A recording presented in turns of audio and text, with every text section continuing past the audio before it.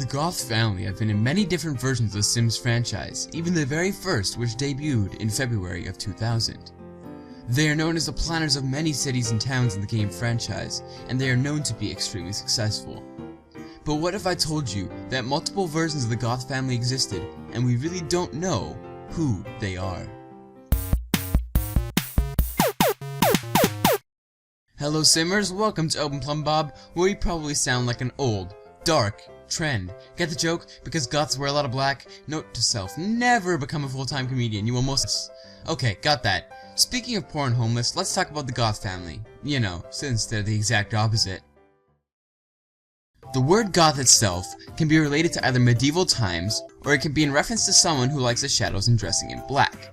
For the majority of the Goth family, this is true, excepting Bella Goth, who really loves red, but she isn't really a goth, she's a bachelor, and Mortimer's really just a womanizer who likes pretty women, but we don't need to get into that. I think we can leave that for another day.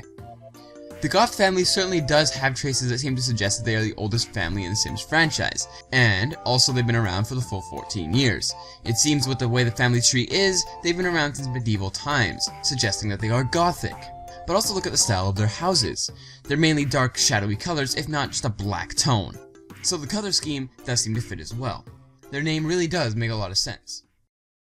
But how can they exist in multiple different towns, in multiple different houses, all at the same time? Will they not be poor from all the houses they own? Maybe they are poor and homeless. Well, unfortunately not, because a sim guru confirmed at the release of The Sims 3 Supernatural, where in an expansion pack's town, moonlight falls when an older section of the Goth family were all ghost hunting another girl, that the towns were all based in different time periods. This must mean that other games follow the same scheme of having different... This must mean that other games also follow the same... This must mean that other games follow the same scheme of having different time periods. It would make sense, since in Sunset Valley, both Mortimer and Bella are kids. Whereas in other games, they are not.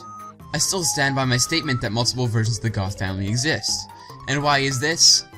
Throughout the games, the Sims might have been in different time periods. There's many versions of the same family though. Take for example Bella Goth's eye color. She has brown eyes in every other game but her kid self in Sunset Valley.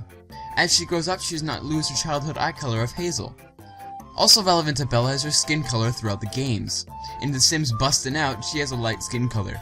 In The Sims 2, she has a medium skin color, and she has tan skin in The Sims 3 and 4. Is that not enough evidence for you? Okay. Gunther Goth has black and gray short hair in The Sims Unleashed, like Cornelia Goth. They are both adults at this time, and Gunther is a college dean. But, back in Sunset Valley, Gunther is a CEO with a top hat and long orange hair. Not quite the same for living in the same time frame, especially since being an adult only lasts for so long. Okay, before you get all excited, humor me before you say anything. What if there was a few separate universes which the Sims games are all set in? In these universes, polar opposite things can happen. It works the same way as in the real world, actually. Every time you make a choice in the real world, there's different universes. One where it didn't happen, one where it never was able to happen because other decisions were made, and one where it does happen. So in the real world, there's always multiple universes as well. For example, in The Sims 2, Bella gets abducted by aliens, but that only happens there. In The Sims 3, you can choose to have Bella marry someone else, or even stay a bachelor all her life. Get that one? No. No? Her maiden name is Bachelor. Way to kill a joke. You guys are such killjoys.